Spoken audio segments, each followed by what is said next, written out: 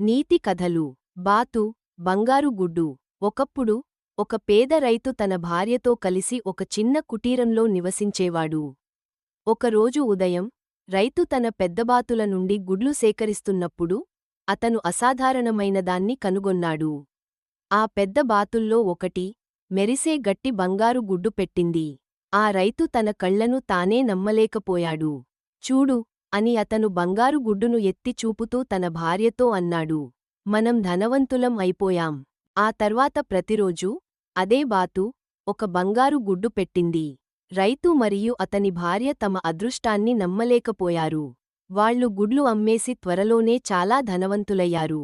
కానీ వారి సంపద పెరిగే కొద్దీ వారి దురాశ కూడా పెరిగింది. ఒకరోజు ఆ రైతు తన భార్యతో, ఆ బాతు రోజుకు ఒక గుడ్డు పెట్టే వరకు మనం ఎందుకు వేచి ఉండాలి? బాతు లోపల బంగారం నిల్వ మొత్తం ఉండాలి. దాన్ని కోసి ఒకేసారి మొత్తం బంగారం తీసుకుందాం అన్నాడు.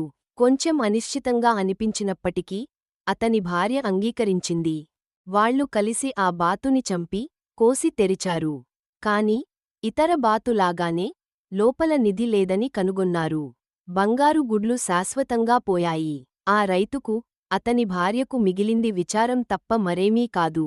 వారి దురాశలో వారు తమ సంపదకు మూలాన్ని నాశనం చేసుకున్నారు.